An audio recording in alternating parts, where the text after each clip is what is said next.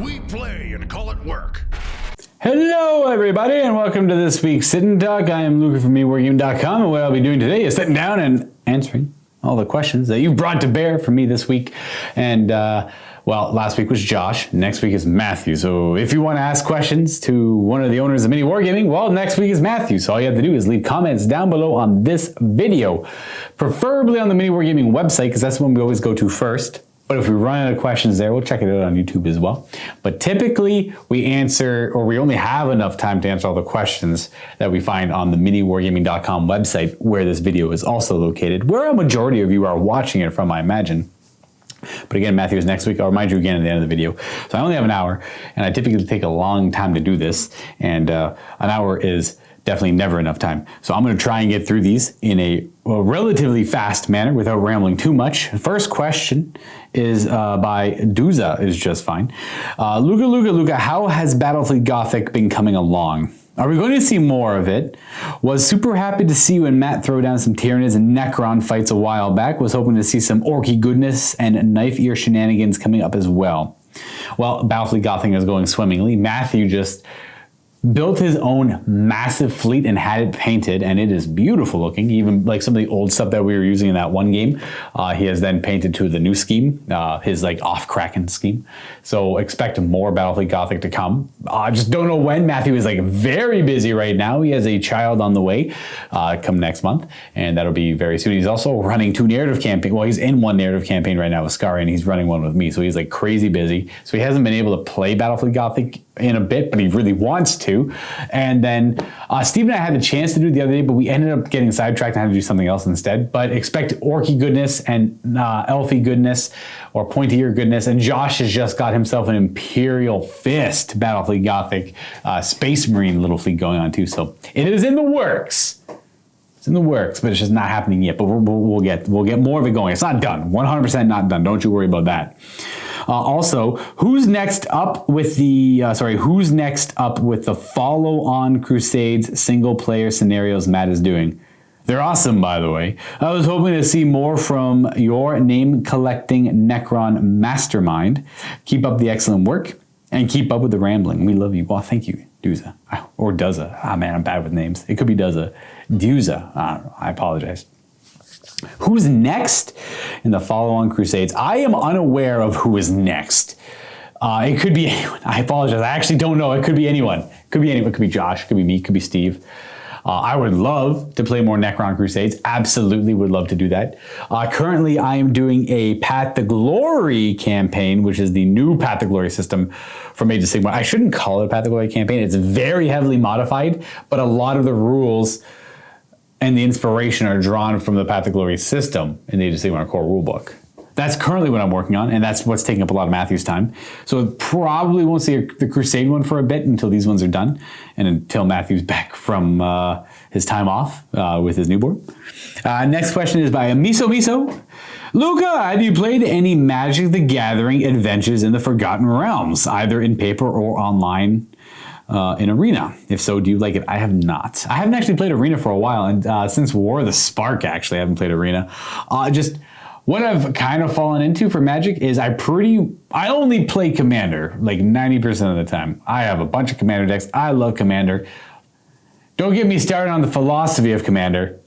There's a lot of train of thoughts there on how it should be played, and I just love it so much. Me and my friends mostly play it, but I also do limited. So I shouldn't say I only play Commander. I play Commander, and whenever a new set comes out, me and my friends, we draft it either online or we buy a box. And when we can hang out, we all throw down and just do. We all split on the box and just redraft rares typically. To whoever we just do drafts or sealed events, and that's always been good fun. We just kind of keep it in house. There's quite a bit of us that play, so we usually have like anywhere between 6 and 12 people that show up. So it's like our own little personal gaming store. A lot of people are very committed, so that's always good fun. And then that helps with Commander as well, obviously. What about the Commander decks for Dungeons and Dragons?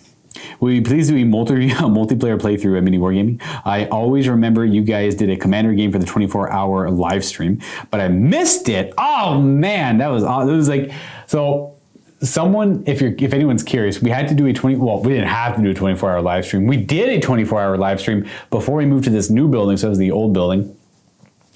And someone had to do the night shift, right? So I said, I volunteered for it. I'm like, I'll do it as long as I can do whatever I want. And that was, I don't even know when that started. It was like 11 p.m. or midnight. It was one of the two. And they said, sure. Well, I mean, like within reason, of course. And I said, well, if I can get enough homies, we're going to do some Commander for, as long as we're willing to. We just kind of did giveaways the entire time as well to keep the viewer count high. And there was a lot of people watching us all night as we played. Mostly people talked about Warhammer while we played, but a few people were able to tune in and catch on to what we were doing. That was nice. Because we had done a couple of Dungeons and Dragons sessions right before that of the campaign we were playing at the time. And I was Aaron, Kenny, Cullen, and myself who played Commander all night. That was fun. And then we ended up playing Fantasy like at like 6 in the morning until everyone else showed up, and then we all went home. But I have not done any of the Dungeons and Dragons. I've seen the cards come out, the spoilers. They're very cool. I'd love to add some of them, and I would obviously love to do that again. But I'm feeling quite a bit busy right now. So, Games Workshop, new releases all over the place, branching out to other games here and there. Commander is a little hard to justify to play right now, but you believe me, I play quite a bit at home. Am I looking forward to any geek media at the moment? Seen any good TV shows or any good novels or comics? I'm still trucking through the Horus Heresy. I just finished Born Aflame, which turns out to be like, I'm not done yet. I'm like 3 hours left on it. And I can't quite tell if it was like a weird collection of short stories or like it seemed like it was at first. And then maybe I'm missing some of the character names maybe. And then there seems to be a longer story going on right now. It just seemed like it was filler content. A little disappointed with that, but I'm still trucking through the Horus Heresy. Getting there. We're almost at the Siege of Terra. I'm looking forward to Dune as well. The release of Dune, the movie, the live action or the newest one. I love Dune. Always have. Debating if I read the book again. So I was going to read. I had recently listened to the audiobook before the release of the movie, but then they delayed it. And I'm like, come on, I just listened to the book. What are you guys doing to me here? Do I listen to the book again before it comes out? I don't know. Probably not. But I'm very excited for that. Happy is around the corner. That's pretty much what I'm really, the season 2 of Witcher and the animated series of The Witcher as well. Big fan of The Witcher. So I'm very excited for them to pop out. But that's about it, I'd say. That I can think of off the top of my head. There's obviously the Amazon Lord of the Rings series. Not too sure when that's coming out though, but I think it's supposed to be this year, but like maybe end of this year. Don't quote me on that. I can't remember. That's like what I remember off the top of my head, which could be completely wrong. The next one is by Flavithat. Hello, Mr. Cat Dice. How do you think Games Workshop has been handling power creep in their codexes so far? Do the early Space Marines / Necron books still stack up to the new AdMech Orc books? Okay, so only just now really messing around with the Orc books a little bit. They seem fine, in fact very tame, but perfectly adequate with room to play up and room to play down. Almost a perfect codex, I gotta say. Though the troops seem very weak. I think the troops are a little overcosted, but whatever, that's not gonna make or break the codex. I mean, it leans towards in the effect of like, come on guys, why are they so expensive? But the codex is still very powerful. I think my opinion is that the AdMech slipped through the crack because literally every other codex, no, the Drukhari were very powerful, but they were very powerful because they were a perfect answer to the current meta at hand. The Orcs are going to shake it up naturally. And when all the other codexes come out, it's all going to shake it up. Can Necrons and Space Marines still play? Absolutely. The AdMech are the exception where they're the ones who slipped through the crack. They were a little too powerful. They're a little too efficient. That's the issue at hand here. A few points adjustments here and there, the AdMech are fine. It's like all the weird abilities and everything they can do. It's all great, cool rules. Love to see it. I have no problem playing as AdMech. It's a massive amount of models. It feels like I'm fighting an army. I love that. I could lose every game, but I would love to play against it every time. But it is a little too efficient, typically. I think every other 9th edition codex has been nail head done perfect. I know some people will disagree with me out there, and maybe you dislike the Drukhari, or maybe you at home think the Space Marines are way too busted, Dark Angels are way too powerful, Space Wolves are like, so obnoxious to play against. That's like, again, there's a lot of personal preferences there. Like realistically, trying to put things to the side, looking at Drukhari are great counter to elite infantry, which is what Space Marines want to bring to bear. So Drukhari were a great answer to the power of the Space Marines there. The Necrons are great at filibustering, man. They will just slow the game down to a crawl and deny as many points to their opponents as they possibly can. They're still great for that. Orcs, they're way too early to tell on the Orcs, but my initial first reactions are as the codex seems perfect, seems amazing. Next question here is by Stormbolter. Hello, Stormbolter. Hello, Mr. the Dice. Hope you're keeping well. I am. Thank you for asking. I hope you're keeping well. With more information about the old world coming out, what army do you think you will want to collect first? Well, I'm going to stick with vampire counts, probably. I personally am looking forward to a new electric counts kind of army, as the map looks like there are many different lords where the empire will be. Yes, it's hundreds of years in the past. I can't remember exactly how many, 200 to 400-ish. So a lot of your human lords that you're familiar with in fantasy will not exist. Even some of your dwarf lords won't exist.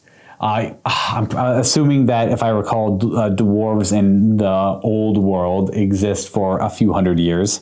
So they'd be young versions of them, perhaps, or slightly before they were born.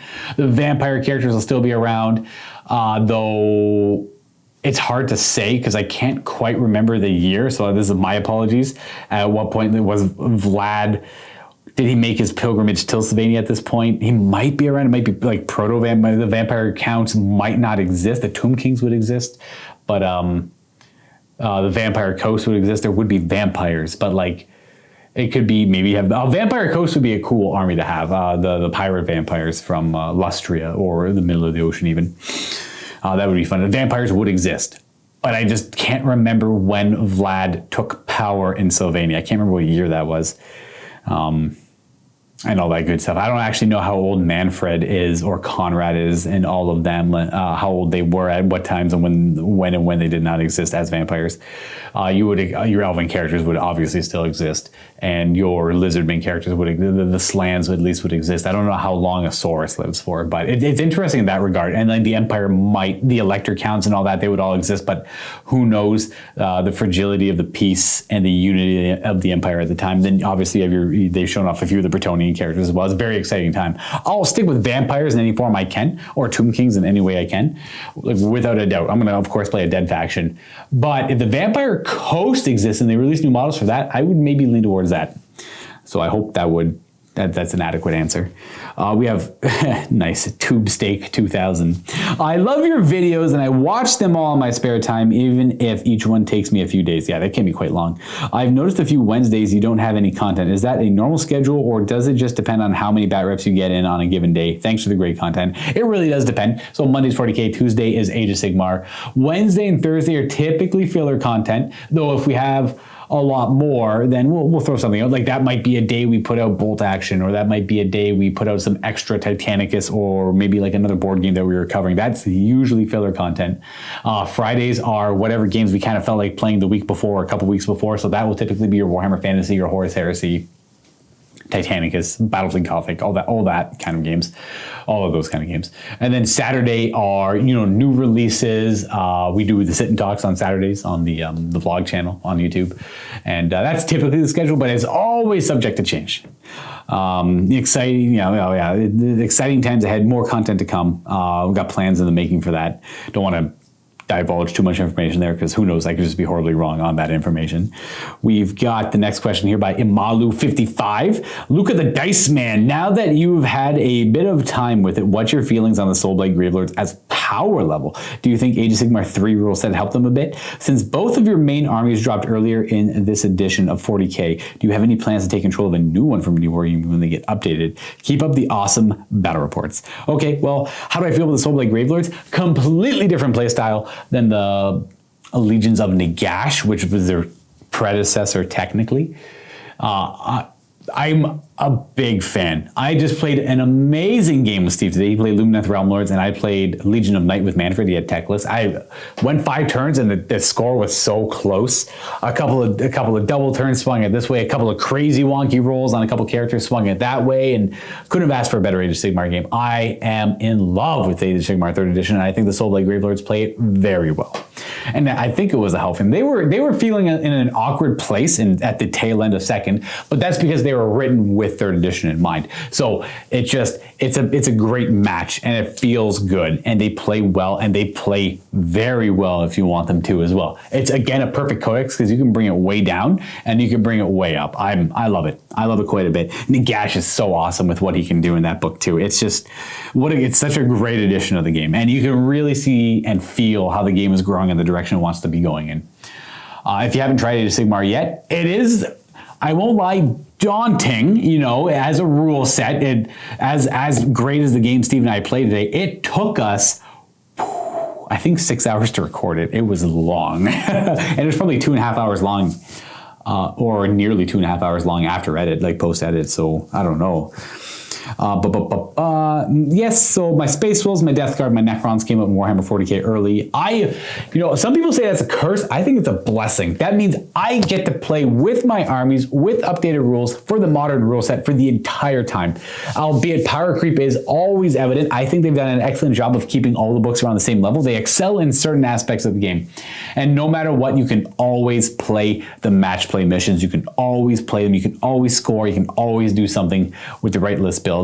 And I think Games Workshop is absolutely murdering it now with a 9th edition Warhammer 40k and AOS. You're always on the scoreboard. You're always playing the game.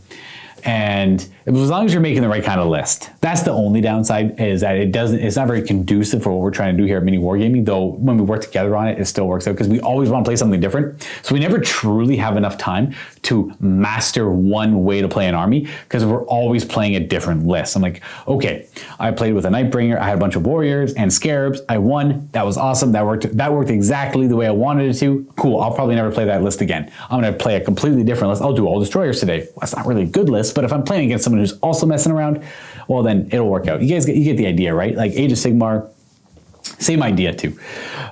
You play a list 1 or 2 times, you figure out how it works, you figure out why it works, and then you try and take that knowledge and apply it to a different list, and you figure out what the units do and what they want to excel at, and then what to add to your armies. But the follow-up on that is, what armies will I be taking over when new codexes come out? Well, I will be playing Grey Knights when they come out. I'm sure maybe someone else might want to as well, but I'll mess around with the Grey Knights. They're around the corner, so I'm very excited for that. I had a lot of fun playing them the way they were before, and I always meant to play a couple of games with them in 9th edition. I just never matched up. I always kind of like, I'll play Necrons for this one, I'll play Death Guard for that one, or I'll play Astra Militarum for that one. Grey Knights just didn't work out. But I will be playing them when they get their new codex drop. I'm curious how the rules are going to change. They were in a great spot before, they're probably going to be in an okay spot now. Or at least I could be optimistic in that regard. They're not one of my main armies, so if they don't really turn out super well, it's okay. But if they turn out really, really good, well, I'll play them for a few times and probably go back to my core armies. Or at least play them upon request, I suppose. Next question is by Looper here. We have Luka. First of all, love the whole Mini Wargaming team and your content. Why, thank you very much, Looper. I recently got back into wargaming after about a 10-year hiatus for college and work. Naturally, it happens. And your content has been wonderful in helping me learn and catch back up with what's going on. Now for my question. I know you are mostly a Death player in Age of Sigmar. That's true. But is there a particular reason why we haven't had a new Fire Slayer battle report since January? Well, I wasn't aware it's been that long. Matthew's usually the one who played Fire Slayers. Is the army not in a good place? I recently saw some data from forums, Reddit, that showed Fire Slayers as the least played faction. Really? Which is what has me thinking something might be up with them. Huh.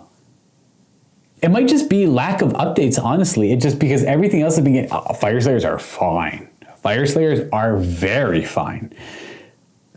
If I'm trying to think of all the stuff that makes them fine...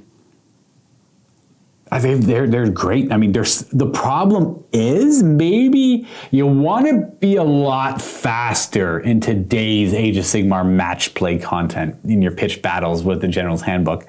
You do want to be able to get around, so maybe their lack of mobility is coming into play there. I haven't even put a second thought into it, so this question kind of makes me think. Mechanically, what they want to do, they hit like trucks. They can take a hit from a truck. They have good interactions with prayers and against enemy magic. They just maybe seem a little slow.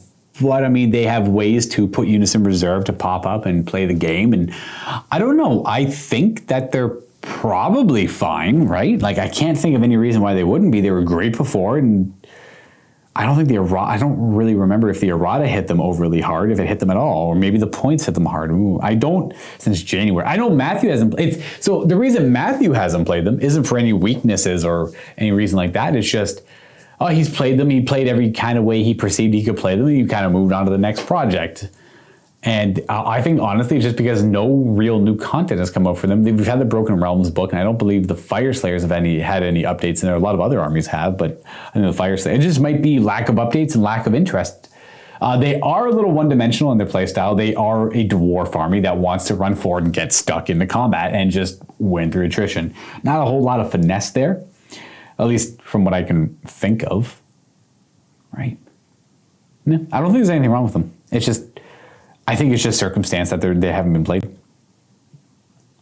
I recently saw some data, or looking at their rules, they seem like they would be pretty viable, but I'm new, so I may not know what they're talking about. Any thoughts on where Fire Slayers are right now, or if we'll see them in the future mini wargaming? Thank you so much again. Oh, maybe they deserve a play. Maybe I should play a game with them just to get them on the channel. You're right. I never even realized they weren't doing much, so maybe I'll give them a play. I'm definitely no Fire Slayer veteran, but I played against them a good number of times, and I mean, I could typically pick up any army and do okay with it. So, all right, I'll play some Fire Slayers then. All right, next question here. We have Jeff Dupois, or Geoff Dupois. Hey, Luka, thanks for doing what you do. I thoroughly enjoy your content. You're animated and engaging, a proper entertainer. Dang it, man. Thank you. Top shelf work there, boss. Man, the compliments, you're just raining them down on me. My question is simple. Where do you get your funny cat shirts? I must have them. They are outstanding. Well, they used to be freaking everywhere, man. They were like, I'd go to a store and it would just, there'd be 5. I'm like, okay, I'll buy like those 3 because they're cool. Or I'd go to another store and I'd see like 4 over there and buy them. They seem to have not become so popular in stores these days, or maybe I just haven't been to a store in a while. It's one of those 2 things, but there are a ton online. You can literally look up graphic cat t-shirt and probably find something. Everything I've had, I think I've gotten a couple. I got one on right now. It's Super Cat. This is actually one of my favorite ones. It's, you can probably find them online. I've got a couple online now that I think about it, but I've always mostly found them in Blue Notes or Spencer's, or did Hot Topic ever have any? Maybe. Yes. I am as old as I am, and I shopped at Hot Topic. No shame. Never grow up. I would recommend online though. We got a question from Man Dig. Oh, Farron, Luka, what are your favorite custom dynasty combinations that aren't the overpowered combination? No turnip conquerors or relentless expansionists allowed. Well, that's fair. Okay. Because I totally would not have said those. I just remember reviewing the codex and then skimming through everything. I'm like, oh, you can make your own custom dynasties. That's kind of cool because we didn't get that in the book series of the, wow, what were they called? It was like the Phoenix one, Faith and Fury, Blood of Baal, Psychic Awakening. Necrons didn't get any custom dynasties in Psychic Awakening. I'm like, oh, what's going on there? Because the Codex was around the corner. So we had our custom dynasties, and I remember getting, I read through them like, whatever, that's cool. And then it was like Relentless Expansions, like busted, overpowered. That's going to be picked every time. And then it was like the Conquer. I can't remember which one was first. And then everything was obstacle. I'm like, oh, that's overpowered. Everyone's going to take those 2. Whatever. Of course, like what a surprise. Everyone took those 2. I guess it's a little bit of a brag because I'm not typically good at like identifying what the obvious best choices are in certain situations, because Games Workshop usually does a relatively good job of hiding them in there. And it's not like certain options are always the best, but they're typically like 5 or 10% more efficient in a lot of cases. So people will just find out like, okay, well, because of the meta, this is a little bit more efficient, so everyone's gonna run this. It could be 1% more efficient than all the other options, and literally everyone's gonna run it and it'll make it seem like it is the only option out there, right? Or whereas this one was like, oh geez, like without a doubt, like that's obvious. Like there's like no comparison at all. My favorite custom dynasty though, I can't remember the names of them, but I do like the radiation one where it lowers toughness while in close combat, as well as I like was it called Warrior Nobles, where your characters were really good? Not because it's like really powerful, but I always loved the idea of the noble Necron character challenging other characters to fights. And then in the past, Necron characters were always a little bit better than other army HQs. They had Mind Shackle Scarabs, they had higher stats, they had better war gear, and it was just kind of cool in that regard because they had better tech, right? And so that one kind of reminds me of that. Warrior Nobles, maybe? I think I'll go with those 2. The question below is for Luka, Mongoloid. All right. Oh, I see, because you left the question, but you forgot to, yeah, I see, okay. How do you see the 3rd edition unit size restrictions affecting swarm armies like Skaven, where unit size is critical to survivability? Okay. 3rd edition AOS. Well, Skaven come in 20s and 40s. 40, 80, 120. Right? They come in 40s and 20s. So you could still reinforce 3 bricks of Skaven, and you want to play, so you could still have 120 clan rats and only use up 3 of your reinforcement slots. Or you're playing Plague Monks and you can have 3. Do they come in 10s or 20s? I can't remember. I think, okay, if you want to run 600 clan rats, you can't do that anymore. That's like, without a doubt, you can't do that. But you could still run 3 of your battle line clan rats as big units. You could still then buff up like a Storm Fiend unit or something like that. Okay, typically the way I used to play Skaven with Scryer, I don't think it affects the build I had, because I would never run like big squads of Jezzails, and I would, or Jezzails, sorry if I said that oddly. I would never run large units of clan. I would run big units of clan rats, but just to act as like just meat shields and screens and expendable troops. So I don't know. I just don't see how it really affects Skaven too much. But I never ran Storm Vermin, and I would only run because I didn't. Not that they're bad. It's just never had any. So I'd only play clan rats. The studio collection was very limited. So my experience here, my insight might not be very valuable, but it affects it'll affect, no matter what, the reinforcement rule is going to affect someone in some way out there because of their build, and their army collection just won't be legal anymore. And that kind of sucks. But the way I played Skaven, I don't think it would really affect me. I know big unit sizes are critical. I wonder if Skaven got an errata on their double bravery for 10 models for Battle Shock. I just haven't looked at Skaven in a long time, so I got no real valuable insight here, so I do apologize about that.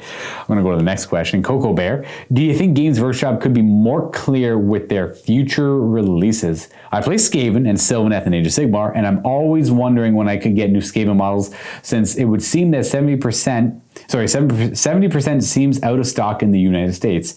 I feel like anyone in the hobby gets their info from leaks and videos or creators rather than Games Workshop. Well,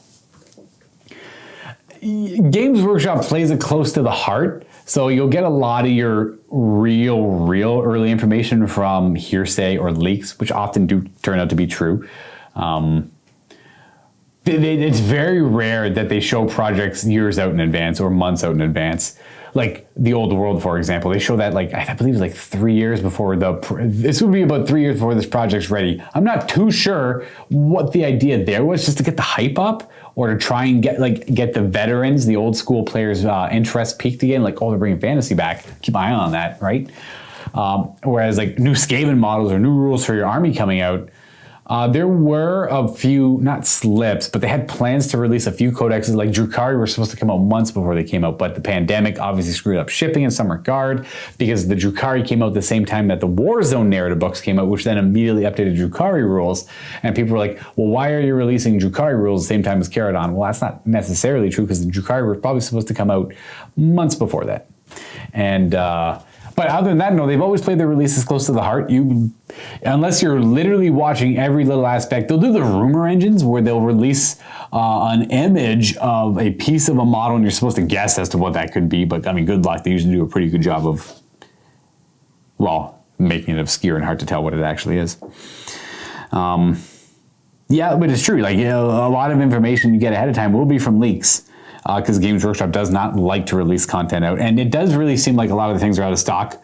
It's if things are out of stock, chances are they have plans for new models in that regard, but that's not necessarily always true. So you can't take that information. You take that information for granted, right? And well, no, not for granted, but just take it with a grain of salt. We have another question here by Jim Jam, the Tat Man. Hello, Mr. Luka, Lord of Undeath. Any plans for a Lord of the Rings battle report? Thoroughly enjoying watching them as I was learning the game and hoping for more. Well, yes, I would like to play more Lord of the Rings. I feel like every time I go back to Lord of the Rings, and Battlefield Gothic is kind of in the same boat in regards, like, I always play it, I get the memory, get the rules, boom, right up here. But then I feel like they always push one rule set out of my head when I learn a new rule set, because I can only store so much up there, right? That's not how it works, but that's what it feels like. I haven't played Lord of the Rings in probably over half a year now, and I remember the rules. Fight, strike, push back, But I don't remember the small nuanced things like, oh, you can't do that if you do this, or like what do axes do if you choose to swing with a special axe rule, or what does a sword do if you choose to use a sword rule? And so like some are reroll, some are not. Maces can knock things down, I believe, and little things like that I don't quite remember. So like if we were to go back to play Lord of the Rings, which I would love to do, because I got a Gondor army half in the works. I have my Isengard pretty much done. There's nothing else. There's more I could add to it, but I don't think I will add any more to it. And then I have Immortal Orcs that I have to work on too. And Barad-dûr, or I think it's called Barad-dûr. Well, whatever force Sauron leads. I would like to play a game with him every now and then too, because he's just kind of silly fun to play. But there's a few, like Steve has this Rohan force, this Rohirrim. There's a couple other forces he wants to build. Josh started an Azag and Bolg. I can't remember the name of that army is though, but it's, Azag and Bolg from The Hobbit, and Kenny, my one friend, has a Goblin Town Goblins, so there's potential to play it. I just haven't gotten around to. Maybe next time Kenny comes in, I'll see if we can't get a couple Lord of the Rings games in just for like some Friday content. RD Martin 501, the 501st. Paint it tend to feel better, but it's generally hard to say motivated to paint. Oh, just a follow up on something Josh probably said. How to keep focus on painting. The sinister Mr. Sam Squatch. Nice. I too love the Trailer Park Boys. Greetings and salutations, Archlich Luka. I pray you are successful in your present, if mayhaps nefarious endeavors. Thank you. They are always usually nefarious. A lot of secret stuff. Or endeavors. I was wondering, based off of everything that previously went down with them, if and or when you'll be bringing around your Castelli build, and what your overall thoughts on the dynasty as a whole. Glory to the Deathless, and glory be to Tentaclus. That's a hard word to say. Tentaclus. Tentaclus? The Castelli were fun to play. They were a little one-dimensional. It's not typically how I want to play my Death armies. Not to say that they're boring or bad. It's just that was a real nasty tendency to really skew hard into the double turn. It reminded me of destruction armies, and I do not like destruction armies. I like the little slow, meticulous advance of death, and the bring a little bit of models back over there, bring a little bit of models back over there, hold, grab points, and do weird death magic stuff. They were like, no magic, run forward, charge, smash, crump, destroy, double turn. Oh, good luck, you're done. That wasn't super fun, but I would play it again. It's just, like I said, it lacks finesse. Not that I'm a finesse player, but it also lacks the attritional grind warfare I'm looking to play. Because as cool as Blood Knights are with their 3-up save, there's too many mortal wounds around Age of Sigmar 3rd edition. So you want to go in, absolutely cave in your opponent's head, and then come out, dust off your hands, and say, "Whew, that was close." Got the win though. And I won't do that too much, but those models are beautiful, and having that massive collection of Blood Knights now, hard to resist using them realistically. So I will play it again, but I don't know when. And plus, like I said earlier, we like to always typically try to change up the builds we do. So get a few games in between, maybe not play so many Soulblade Gravelord games in a row, change it up. Maybe I'll go play Fire Slayers, and then go back to some more Soulblade Gravelord games. We got Fisher, Senor Luka. I play 40k and occasionally glance over towards Age of Sigmar with some curiosity and maybe a bit of interest. What are some reasons why I should get into collecting and playing Age of Sigmar? Thank you, and take care out there. Well, you too. Well, it is so good. But it helps to play a newer army, but they're pumping out new, and by newer army, like the new 3rd edition, the books written with 3rd edition in mind. And they are pumping out new books, they will be. And it just really feels like every game I've been playing, save for a couple, have just been so tight, and you cannot concede. And it's just so hard. There's so many factors. It's so, like before, you can math it out and be like, okay, turn 3, you got a double turn, you got this many points, you can get that many points. I mathematically can't win anymore. So I can see the game to you. This game is never stop playing. There's so many angles and so many things to consider that it's just so hard to gauge who's actually going to win at the end of the game. Like the game Steve and I played today, it was so hard to tell. It came down to a turn 5, and it was like, all right, whoever gets to go next will probably win. And then had I gotten the priority roll, I could have taken the win. And Steve ended up getting the priority roll. He did his turn, and I'm like, okay, what can I do on my turn? I do that. Oh, off by a few points. Nice, good game. We won. And then you can usually tell on turn 5, but in a lot of cases, it's been very close. So I don't know. It's hard. It's really hard to say. That's so like one good reason is every game is super close and super tight, but it's so mentally taxing. And there's out of all the games I play right now, Age of Sigmar is the one that is just so it's so burnt.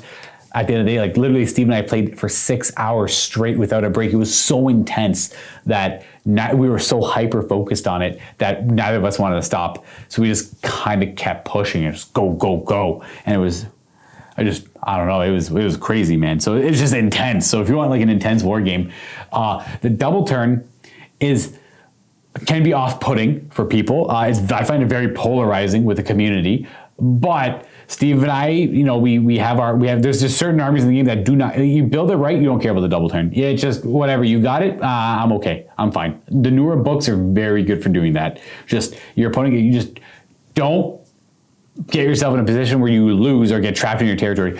As long as you're not getting trapped and you have good ways to fight your way out of stuck in combat, you're good to go. The double turn won't matter. And then, all right, we got, this seems long. Tob. You know what? Is there any other reasons? The models are beautiful. The rules are cool, albeit there's a lot of them. So like even your army rules, a lot of interactions, a lot of synergy in your army book on top of like the way the 3rd edition rulebooks go. You have your heroic actions. Remember, you got to pick your battle attacks every turn. Remember, your monsters can do monstrous rampages. You have to watch out for you losing your monsters. You get extra points when you're scoring with your monsters. And you know what? They revealed seasonal play too. Kind of like they've been doing that in a way, but they really skewed into it this chapter approved, where you're fighting in the realm of beasts this season. And here is a rule set for your pitch battle games from the General's Handbook that are only relevant. What they pretty much said is, we want monsters to be relevant. We want to see them in every game. Here is the season of the monster. That's very, very cool in my opinion. I love that. So, maybe the next season, the next General's Handbook will be like, we want to see wizards in every game or ways to interact with them. So here's some crazy wizard rules. I think that is very cool. So like every pitch battle game with the General's Handbook is in the realm of Gur. You're fighting over various resources and for various reasons, and it's just interesting. So the game it keeps the game fresh, always changing, and I'm looking forward to the next season. I'm loving this season, and I'm already looking forward to the next one. This question is by Tob. Luka, I really love your videos. Always happy to see your enthusiasm for the game. Got a bunch of questions. Sorry if it seems like the reanimation protocol just isn't that good for elite units with multiple wounds and scarabs, since you have to roll so many reanimation rolls. This seems like it incentivizes you to just take a bunch of warriors, which can be a bit boring. What do you think? Well, if I would be completely honest, I've been playing Necrons for a very long time, and if I could play only one list, win or lose, or most efficient, not efficient, doesn't matter. It would be only Necron warriors as my troops, like 60 of them, only scarabs, Overlord on barge or not super important, with some Lich Guard, and like maybe a one heavy weapon thing, like be a Monolith, a Doomsday Arc, whatever the points come out to, doesn't matter. I always liked the very old school Necrons back in the day when they were first released, and like 3rd edition. They came out at the end of sometime in 2nd. I don't know if it was the end or not, but they just had one character as a Lord. They would have their destroyers were actually bikers technically. So when the bike was killed, the Necron warrior would reanimate. They had warriors and scarabs. That was it. I don't mind it. I think destroyers are cool. I like Scorpack destroyers. I'd throw Scorpack destroyers in there too. They've made their way into my heart, and they've got a permanent place of love all up in there. Now, I love warriors, always love warriors, just that relentless march forward. Immortals are cool, but I just like big blobs of guys. Always have, always will. I always thought scarabs, I always liked the older scarab rules, but the new ones are fine, and the job they do now is super good too. And with the current rule set, I run Royal Wardens as well, but that's typically it. So as good as warriors are and how well they interact with the reanimation protocols and the shenanigans you can do, I can see why people would kind of get boring of seeing it all the time. I never would. I love it, but I always have to try and change it up. So that's why I don't always run the same list with Necrons. But yeah, I find with like Lichguard, it's not so bad. 2 wounds, it's manageable, especially if you're losing like 2 to 3 of them. You're probably gonna get 1 or 2 of them back if you're lucky enough. Destroyers, yeah, not great. Scarabs, not great. There was one game I remember where Cullen charged into my Scarabs though with, they were aggressors, so they had their Power Fist and their Crimson Fist. They had a lot of attacks, and they went in, and I had 9 Scarabs. I think he just destroyed 6 of them, and I got 5 of them back or something. I made like some ridiculously disgusting Reanimation Protocol roll, and Cullen was so discouraged, man. Oh, that felt so good for me though as the Necron player. That's never gonna happen again. Let me tell you, it was ludicrous. But yeah, it's not really reliable, which sucks. It is what it is. Like, you know, if Destroyers were coming back en masse, they're a pretty expensive unit. They're pretty elite. You're paying a lot of points for that. They probably shouldn't be coming back. You know, if I lose the Destroyer, that Destroyer should probably stay dead. If you're going to get that Destroyer back, the best tactic is to a little bit of damage, a little bit of damage. You know, if you're dealing with 6 Destroyers, kill 1. Make sure you're only ever killing 1 at a time. Even 2 is a little iffy because you could. 3, you're guaranteed getting 1 back on math. But is that the same for Scarabs? Oh, that is the math, because you're going to roll a 5 up is a 33% chance on a D6. So if you have 1 wound, you're going to, you know, you lose 3 models, you're going to get 1 back. You lose 3 Scarab bases, you're going to get 1 back. You lose 3 Destroyers, you're going to get 1 back, right? So you want to always make sure but it's not efficient to kill Necron Warriors 1 at a time or 2 at a time. So you're typically going to be killing like 4 or 5, and then you're going to be getting like 2 or 3 back, especially with the rerolling of 1s on them. Whereas the Scarabs, it's very easy to kill 1 Scarab or 1 Destroyer at a time. It's not great. There's a lot of counterplay. So like if you're curious on how to deal with Destroyers, you always kill 1 at a time until there's like 3 left, and you kill all 3, and then bam, no Reanimation Protocol rolls, and then the Necron player feels bad.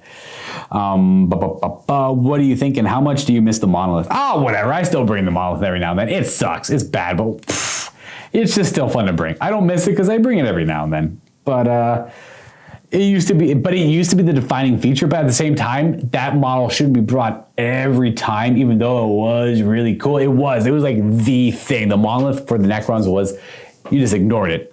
And that was back when the Necrons had the phase out rule. So if you ever killed 75% of the Necron points, they automatically phased out of the game, because they were like, well, we're no matter what's going on, we've taken too many losses, we're going to save face, and boom, done. We'll focus on this objective at a later date. And the Monolith, the Monolith used to, I can't remember what it did. It used to help interact with that, or it helped bring models back. It's been many years since then. That was back in 3rd. Do I miss the Monolith? I do. I miss its power. I miss its presence on the battlefield. I miss putting the Monolith down and something like, whoa, okay, I got to really think about how I want to deal with that, or maybe I'll just ignore it. I do miss that, without a doubt, but nowadays it's like, okay, I brought a Monolith, it's dead right away. Yeah, I put it on the table at least. That was kind of fun. Used to be such a defining feature of the Necrons, and now it's such a pain to bring one because of the point cost and how bad it is. It's like, it's not so much how bad it is. It's kind of expensive. It can hit kind of hard. It's great in melee, but it's just too easy to kill. That's the problem. How do you feel about Necron's low damage output? That's okay. They've always kind of had low damage output. That's the idea. They want to try and win through attrition. They want to slowly march up, not really lose anything. And then I kill 5 of your models, you kill 3 of my models. We're just going to do that 6 more times until I get a net gain in the end. That's always been their playstyle. So I've always been okay with that. But if they get in combat with like Lichguard or like characters, then they really start cleaving it up from there. And then of course Destroyers have a lot of damage output. So I mean, you can always skew into that. But it's harder to actually play with Destroyers than play the games with Destroyers, because they don't have the OBSEC, or they don't, the various things like that. And how that interacts with the plethora of 2 wound models these days. I would really love to see what you could do with 2,500 points, and how that would change some of the bat reps you guys get to do. What are you most hoping for in the new 1,000 Suns Codex? Ooh, that's new unique units, I guess, like without a doubt. Cool new rules for Magnus, just to change them up, whatever. I would like to see more unique 1,000 Suns units, and they've already showed off 1, so I would like to see a little bit more, I guess. They have Zangors, so like their cultist equivalent, so who knows? They're probably weird demon engines, maybe. I wouldn't be surprised. I'd like to see more unique units and named characters. There you go. The faction needs to be fleshed out in terms of diversity of models and characters. Absolutely. Last question, which Primarch would you most like to come back and why? And which Primarch do you think is the most likely to come back and why? Thanks a lot and keep up the awesome work. Well, if you mean Demon Prince Primarchs, honestly, guys, I would not be surprised come the end of this edition. We've got a World Leaders Codex with Angron, and or an Emperor's Children Codex with Fulgrim. and unique units for both of them. I'm feeling it, and it's a lot of it comes from the Be'lakor book and kind of what it alluded to and what you're allowed to bring with the Be'lakor forces. And they say you cannot bring unique Emperor's Children stuff, you cannot bring unique World Eater stuff, and like that's like Lucius the Eternal and Karn the Betrayal. But you already can't bring named characters with them, so why stipulate that? It's kind of future proofing against the fact that they probably have plans to release stuff like that. I'm not too sure how factual that could be, and that could be years out even, but I wouldn't be surprised if Angron and Fulgrim come back, maybe not right away, maybe at a later edition, but like releasing the groundwork for them. And then for Loyalists, come on, give me Old Man Russ. Please give me Old Man Russ, or heck, at the very least, give Dark Angels Lionel Johnson. Oh, something new for the Imperium, something exciting. And then it is an odd aspect to, but it makes sense that the Loyalist Primarchs are great and powerful, and they are still Primarchs. But you put them up against their Demon Prince Primarch, bloated by the powers of Chaos counterparts, and it is just night and day. Mortarion would walk all over Guilliman. Like, it's crazy how much more powerful Mortarion is over Guilliman these days. Even Magnus. Magnus would just beat the crap out of Guilliman every game. Like, Death Hex, and you're dead. And good luck. It's kind of cool, but obviously you're paying more points for those primers. But I love the narrative of that. Like I love seeing that, man. That's awesome. That's so cool. And thanks a lot, and keep up the awesome work. Absolutely, my man. Absolutely. Tom. Oh wait, no, there's another one. Oh wait. P.S. Would love to see a big 2,500 point game with the Silent King and a bunch of Praetorians versus another of the big shots, being Rabute Guilliman, Mortarion, or Magnus. That'd be cool. I always love doing stuff like that. Like today, I played Manfred leading the Legion of Night against Teclis and the Realm Lords. That was a super fun game. And the named characters controlled so much of the battlefield. It's nice to see that. It was very nice to see that. We got the lightning is much better. Like I said in his new chat show. Not too sure. Luka, do you design the cat shirts yourself? I do not. I wonder if I could though. I mean, I probably could. This is by Overcast 123. What war game would you love to be able to play on camera, but no will never happen? I mean, that's kind of what we have our Friday content for. There's war games. Like I could play any game. If I wanted to, I could be like, Josh, we're playing Legion. Let's play Legion. Absolutely. I would like to play more Lord of the Rings, though, because I get to play enough of the other stuff. So it would be... are we in danger of losing you like we did Cullen as you fly out to do bigger and better things? No, I got no grand ambitions. I might start live streaming soon on my after work, like immediately after work. I love doing stuff like this, right? And I only get to do this about once a month. And I have no ambitions of going anywhere anytime soon. I'll be sticking around for the foreseeable future. And if you want more of me, though, I'm thinking of starting live streaming. I'm not too sure. It's going to be mostly just me playing what I want to play when I'm hanging out with my friends, which I pretty much do every night anyways. Right now I play a lot of World of Warcraft. Right now I'm playing a lot of Total War because the Torox campaign came out, so I just want to play Beastman. But I play a lot of World of Warcraft, which isn't super exciting to watch. It's mostly me going around griefing the Alliance and doing quests or leveling up alternate characters. But I mean, at the very least, I could talk about Warhammer. And I know I'd probably get a lot of you guys just hanging out watching while you paint and just asking me questions for the most part, and random things. Oh, I play a lot of Arena too, and but I'm bad. You know what? Random question. Any rogues out there that play the Burning Crusade Classic that is a higher rated player? I'm thinking like I don't know, 2K plus. I'm trying to figure out maybe ways to improve my game. So if you want to email me at luke@miniwargaming.com, I'd love to, talk shop, I guess. I guess I'd request that you play now, or at least are familiar with the current meta, because the game has changed a lot since then, and people are way, way, way better. Because I remember back then I never got Gladiator, but I got pretty high, and I'm just getting the crap kicked out of me right now. And there are some players out there. It is wild how good the Druids were good back then. Druids are wild now. I play Priest Rogue, which is a great comp, but we have a hard time against Rogue Mage, but Rogue Mage is... I'm going off on a tangent here. Wow, I did it again, guys. Okay, well, anyways, Rogue Mage is really good. Anyways, Pellinor, Luka, love seeing your games. The Master of Dice. Sometimes I don't feel like it. Sometimes I don't feel like I'm the Master of Dice, though. Did you ever paint your figures? Do you paint now? If you were to choose one of the Games Workshop high detail models to paint, which would you choose? I do paint. I'm currently working on a Drukhari Force. I painted all of my Sawtech Necrons, and I painted my vampire count. No, I didn't actually. I bought that army a while ago. What else? I'm painting my Death Guard, my white Death Guard. I painted them. And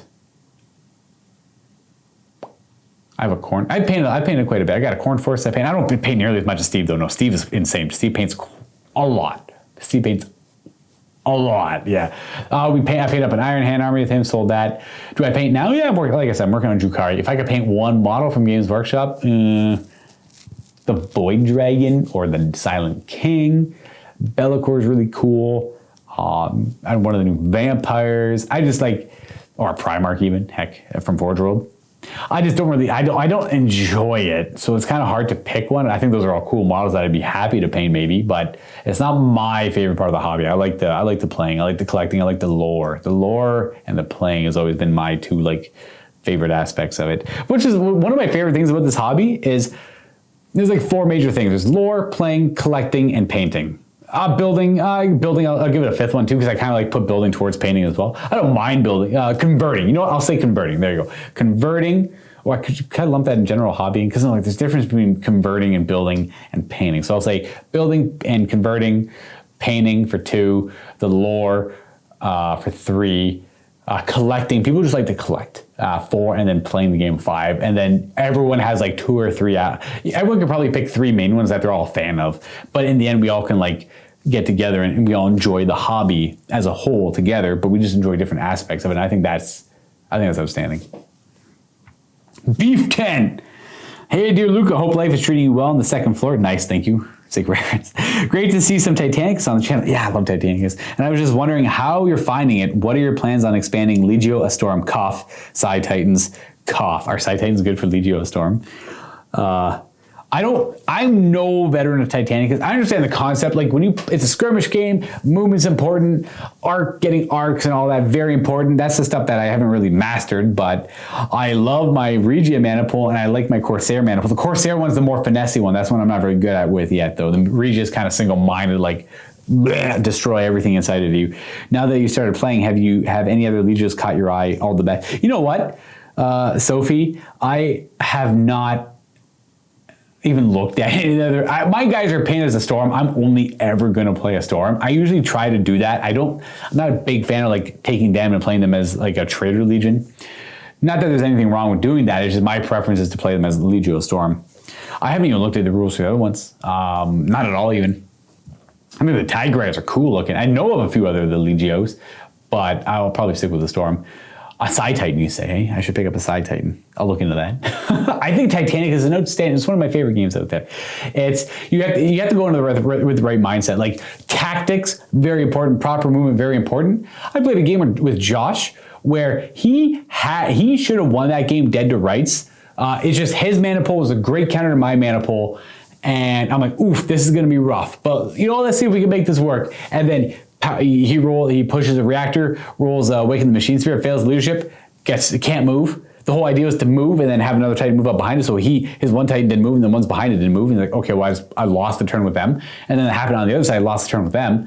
And I beat up his Reaver real bad on that turn. And then he went to go move to hide it behind land site to recover it a few turns. Bam, bad Awaken the Machine Spirit, can't move, and then boom, I killed it because he was just out in the open already pretty crippled. And that happens. That can happen in that game. So like in that kind of game, and this is true for all war games because they're all dice games, but this one a little bit more because there's less dice. You could be the most experienced Titanicus player in the world and then lose to someone who's never played a game before. And you just have to have the right mindset while going into the game like that.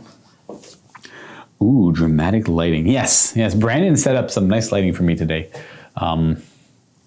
It's very bright, but it's cool looking.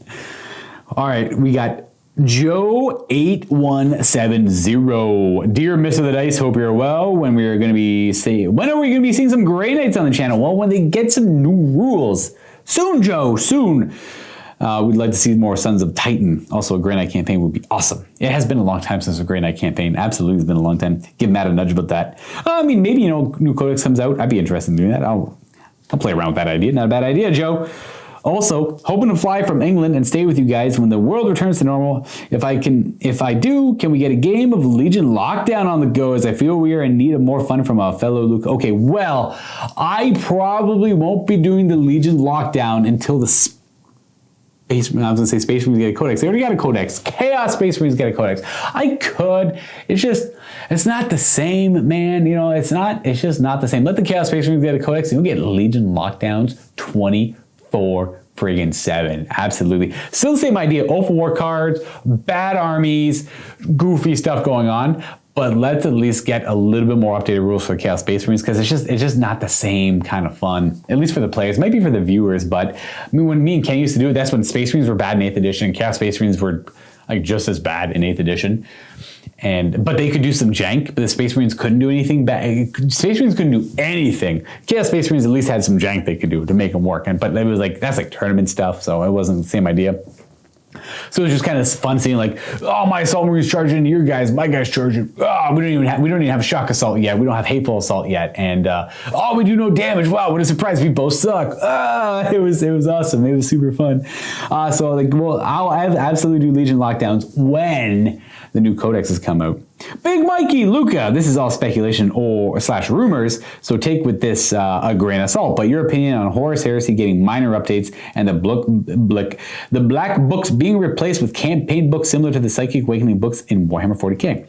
Thoughts on the potentially new Horus Heresy starter box with the plastic Spartan, blah, etc., etc. Keep on being awesome. Love the catchers. All right, what is my idea on the Horus Heresy going plastic and Games Workshop taking it over? Well, pretty sure that's all kind of true. I don't know. It is still kind of rumors and speculation, but it really feels like it's true. As far as I'm aware and what I know, and this could all just be false information that I'm just making up in my head, but they are going plastic and they are going to keep the same 7th edition rules. They're just going to reprint the rule book and rewrite it with some FAQs added to it. The rule set is fine. Rule set's solid. My opinion, albeit biased and personal, get rid of the monster screech rules. They're garbage. They don't need to exist. Literally, they can work the exact same as the walker rules. Just give all the monster screechers in the game facings and armor on their sides, and I'm a happy camper. Oh, and also get rid of the super heavy rules too. We don't need that in the game, but I realize people have knights. They want to play their knights. Oh, you know what? Sorry, don't get rid of them. Change them. I don't like that they can't take damage from, they're not necessarily very strong. I understand that. It just feels kind of bad when they're always operating at full strength. You can one-shot a knight, absolutely, because you get a couple hits on it, it loses a couple hull points, you roll for armor pen, the vehicle damage table, you get a couple 6s with AP1 or AP2 or 5s with AP1, and then boom, D3 extra hull points, D3 extra hull points, get that off my table. That's not super fun or interactive, right? I want to be able to shoot at a knight and then maybe not make it like snap firing, but make it 1, 2, or 3, nothing happens. 4 has to snap fire, 5 could be one of its random weapons are destroyed, and 6 could be immobilized, and 7 is 7 would be immobilized and extra hull points maybe, because immobilizing a knight would be pretty bad. So you'd have to make it a pretty big hit. And then make it, or maybe make it 8 is mobilized, so you need a AP1 to at least immobilize it, hit him in the legs. And then make 7 something, make it more interactive, right? Again, also, and then Destroyer's fine, yeah, whatever. It's like 6s, and that's not very likely. If that happens, it happens. Get rid of the stomp rule, though. No, rework the stomp rule. Make it so the way it works is you put a template down, you get D3 of them, and you can chain them, or you can stomp in the same area multiple times, and you roll a D6 on a chart for all the models underneath the template, and on 1, nothing happens. 2 to 5, it's strength 6 AP4 hit, so it's very nothing great. And then 6s remove everything under the template off the table. You can step on a Primarch and take them off the table. That's zero fun. I hate that. I hate that. It drives me nuts. Make it strength 10, AP2, D3 damage or something. That would be way better. That way you at least get invulnerable saves against it. You can dodge out of the way. Heck, there's literally a scene in because all the other ones are you're dodging out of the way of it, right? 1 you completely dodged, or 6 you went out of the way and you took a little bit of before you don't roll 6, and then 6 is you're crushed, no way. But there's literally a scene, a part in Betrayer where Lorgar is getting stepped on by a Warhound Titan, and Angron, he got shot at a bunch, and then he's about to get stepped on, and Angron runs over and grabs the foot of the Warhound Titan and just and it pushes up against it. It doesn't push it up and away, but he prevents the Warhound Titan with all of its force and weight and energy from crushing them. And it's ridiculous. I love it. I love it. Please don't take away my Primarchs on 6s. Get rid of that rule. That's got to go. Monsters, creature rules got to go. Everything else can stay. At least as far as I'm aware. There's maybe some trouble psychic powers and stuff, but I don't really interact with them too much. And stuff like that. And there's a few weird interaction with the rules, like technically it works like this, so it's not really the intent, but that's how it works. Make cleaner building rules, assaulting buildings too. Make it so you could you can engage an enemy if you are within 1 inch. I like the 40k way of doing it. You're engaged with an enemy if you are within 1 inch vertical. Sorry, 1 inch horizontally, horizon and vertically. 5. So, like you can't hide your guys at the edges of the building. So you can't like charge up because you can never get base contact technically. So make it so you just charge underneath in the building, and then you abstractly represent the fact that you're fighting amongst the building and you've successfully charged them in the building. It's not great, but like hiding in a building is also not great. So shame on anyone who does that. Boo, boo, shame. And I think that I got time for a couple more questions. I just got to bring it up over here. All right, a couple more questions. I got time to jump to YouTube. We got a question by Russ Murphy. Who has the best beard overall, and why won't Matthew grow one? Well, Josh has got the best beard. It's the longest. It's the densest. Well, I mean, Steve could probably grow pretty. I mean, we could all grow pretty dense beards. I tend to keep mine shorter-ish. Steve as well. And Josh is just as long as Josh used to have it. But back when Josh first started, his beard was real long. It was like it passed his whole torso even. It was crazy. Like he since trimmed it. It was very long. It was very long and very impressive. Matthew doesn't grow a beard. He could. Well, maybe. I'm not too sure. He grew facial hair during the pandemic, but then he got tired of it and shaved it. So. Oh, Dave's is nice too, the goatee. It's mighty.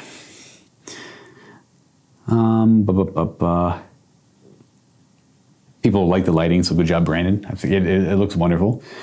We have William Stousing, Luka. Are you excited about Kill Team Deathcore Creek Plastic Kits? Absolutely, I think that's outstanding. And there is a shovel in the kit. The shovel is there. So everyone's like, where's the shovels? It's in the kit. It's on the sprue. It's half in the ground. The orcs look amazing as well. Are you and the team planning on bat reps for Kill Team in the future? We will. Without a doubt, Matthew's going to want to do some Kill Team and a new rule set. I will as well. I thought Kill Team was always kind of fun before, but I've always leaned toward, like when it comes to 40K, sorry. When it comes to 40K, I like the big scale games. Armageddon, Apocalypse, big 40K games, love them. So like Kill Team, I don't mind, but I prefer playing the bigger games. But I thought the rule set was unique, so I'm kind of curious to see what they'll do with it if they expand upon it in a new edition. What are your thoughts about these changes in Kill Team in general? I think Kill Team is an excellent game with a lot of potential. I don't know what any of the changes are. I barely played the previous edition, but I thought it was fun. Next one, we have Bruno Derbe. Hey, Luka, a question by a huge Fantasy 8th Edition lover. Nice. Do you play any homebrew rules off camera? Yeah, I do, kind of. That have been proven to work out. What do you think about ignoring the rule not to be able to give your BSB a magic banner and some magic armor and weapons? Let's give our most precious banner to that lad in rags. That's always kind of been the case. I never actually thought about doing that, but that's always been the case in the editions. You could never have magic armor, magic equipment, and a magic standard. But I can see why you could argue against it. I like your logic there. I love that you play without the spell scrolls and avoid the 6 spell. Oh, the big spells on the lores, the big and the Saber Die Vortexes in your games. They're a bit broken, even though I would love to see a Mountain Chimera once in a while. Any chance to see you playing a Coven Throne? Coven Throne. Oh yeah, Coven Throne. I don't have a Coven Throne. That's why I haven't played one. Keep up the great fantasy bat reps. Oh, I mean, we do, but it's on a circular base. Keep up the great fantasy bat reports. Lots of appreciation from Germany. Happy wargaming. I don't like Steadfast. If I could, I scrap Steadfast, get that crap out of here. And in a way, I kind of like, if I could, my perfect edition of Warhammer would be a mix of 8th and 7th. Or it's like 7th edition with avoiding the janky things, the really annoying things that were very powerful in 7th. Probably like no demons, or like heavily errata how the demons play. And I would make cannons, and I would change cannons up as well. Cannons would just do D3 damage, and great cannons would do like D3 plus 1. And keep their longer range and everything too. I think the other war machines are fine. Cannons are obnoxious, I hate them. I'd play without them if I could. But change them up a little bit. A lot of these are probably just sound like Warhammer, the Warhammer Army projects, maybe, in a lot of cases. And I would change up the spells. I'd probably use a 6th edition way of casting as well, make it a little bit more fixed. And just, I don't know, it changes all the time. Like, I'm honestly always changing the game and how I play it at home. It's like, oh, what do you feel like? Do you want to do this, that, or that? Play 6th edition scenarios, use the 6th edition magic for this game randomly. Like, it's all over the place. Well, you play so many games. I probably played like 300 to 400 games of 8th edition Warhammer Fantasy. And it's, you just want to change it up. When I play off camera, yeah, so I'm actually going to play some after work today. I'm going to take some stuff back home and play with my roommate some and get into some Warhammer Fantasy over there. I'm actually teaching for the first time. But he plays like Total War Warhammer religiously. So like he knows all the units and everything. He just doesn't know the actual game and how it's played. But like once he starts playing, oh, that makes sense or that makes sense. And I just don't know if I want to teach 7th or 8th. Probably going to go with 8th. And then just avoid the nasty stuff. Don't need to explain any of the meta stuff. Steve was a great teacher. He taught me how to play 8th edition Warhammer Fantasy. And we've evolved a lot since then. And I think we got it down pat on how we play to get the most entertainment value out of the game. Anyways, folks, I've run out of time. I do got to go. I got to get this video upstairs to get it edited. And we'll see you guys next time. It's Matthew next week. So if you have any questions for him, please leave them down on the website for Matthew@miniream.com.